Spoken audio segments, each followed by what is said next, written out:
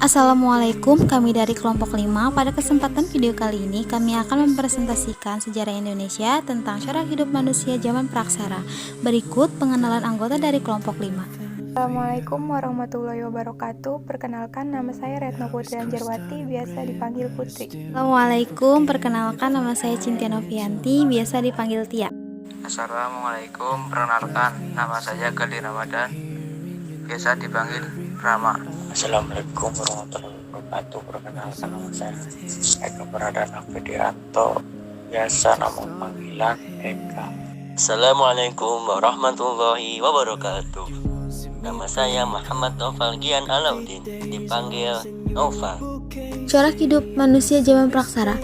Masa praksara disebut juga zaman prasejarah. Masa praksara berarti masa sebelum manusia mengenal bentuk tulisan. Ada juga yang menyebutnya dengan sebutan masa Nileka, yaitu masa tidak ada tulisan. Manusia yang hidup pada masa ini ialah manusia purba. Meskipun masa praksara tidak mengenal tulisan, namun peninggalan-peninggalannya yang ditinggalkan oleh manusia yang hidup masa itu seperti artefak dan fosil. Artefak wujudnya berupa benda-benda purbakala, yang mana benda tersebut dapat membantu kita untuk memperkirakan bagaimana perkembangan kehidupan manusia. Sedangkan fosil berupa sisa-sisa tulang belulang manusia, hewan dan tumbuhan yang sudah dapat membantu kita mengenai pertumbuhan fisik manusia pada masa praksara. Sisa-sisa manusia, tumbuhan, dan hewan-hewan yang telah membantu kita itu terdapat dalam lapisan-lapisan bumi. Ilmu yang mempelajari masa praksara adalah paleontropologi, artinya mempelajari bentuk manusia dari yang paling sederhana sampai manusia sekarang. Paleontropologi, ilmu yang mempelajari fosil-fosil, dan geologi adalah ilmu yang mempelajari lapisan tanah. Oleh sebab itu, zaman praksara atau zaman prasejarah ini tidak meninggalkan benda-benda bertulisan. Benda-benda bersejarah ini dapat dianalisis umurnya dengan teknik analisis sebagai berikut. 1. Tipologi. Tipologi, cara penentuan umur benda berdasarkan bentuknya. Semakin sederhana bentuknya, artinya semakin tua umur benda tersebut. 2. Stratigrafi. Stratigrafi adalah cara penentuan umur benda berdasarkan lapisan tanah tempat benda tersebut. Berdasarkan perkembangan kehidupannya, masyarakat praaksara terbagi menjadi 3 masa, yaitu masa berburu dan mengumpulkan makanan, masa bercocok tanam, dan masa perundagian. Masa berburu dan mengumpulkan makanan. Masa berburu dan mengumpulkan makanan, wilayah-wilayah yang ditempati manusia praaksara adalah wilayah yang banyak menyediakan bahan makanan dalam jumlah yang cukup dan mudah memperolehnya. Wilayah tersebut juga memiliki banyak hewan sehingga manusia praaksara mudah untuk berburu hewan. Manusia yang hidup pada zaman berburu dan mengumpulkan makanan ini diperkirakan satu masa dengan zaman Paleotikum. Secara geografis, pada zaman ini masih tergantungnya pada masa kondisi alam sekitar. Daerah seperti sungai, danau, padang rumput merupakan tempat-tempat ideal bagi manusia praaksara, karena di tempat itulah tersedia air dan bahan makanan sepanjang tahun. Pada zaman itu, manusia praaksara menempati tempat tinggal sementara di gua-gua yang payung yang dekat dengan sumber makanan seperti ikan, kerang, air, dan lain-lain. Kehidupan ekonomi pada masa berburu dan mengumpulkan makanan adalah bergantung pada alam. Mereka akan tetap tinggal di wilayah tersebut selama persediaan bahan makanan masih cukup. Ketika mereka telah kehabisan sumber makanan, maka mereka akan pindah dan mencari tempat lain yang kaya akan makanan.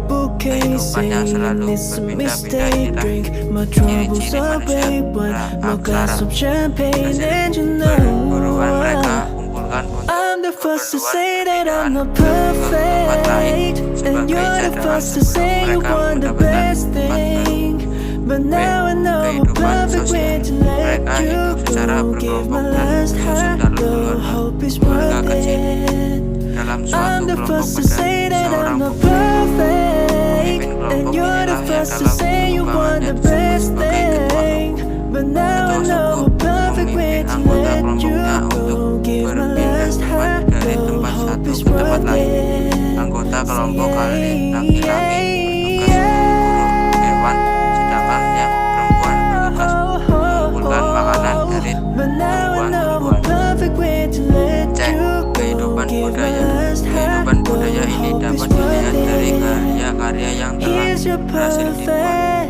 Alat-alat pada zaman praksara memberikan petunjuk bagaimana cara manusia pada zaman itu bertahan hidup. 2. Masa bercocok tanam. Bagi mereka dengan bercocok tanam dirasakan persediaan makanan akan tercukupi sepanjang tahun tanpa harus membuka ladang lagi. Selain bercocok tanam, juga mereka mengembangkan hewan ternak untuk dipelihara. A. Kehidupan ekonomi. Secara ekonomi, manusia pada zaman ini telah menghasilkan produksi sendiri untuk memenuhi kebutuhan hidupnya.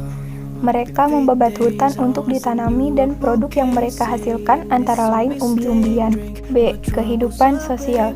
Dengan hidup bercocok tanam, memberikan kesempatan manusia untuk menata hidup lebih teratur.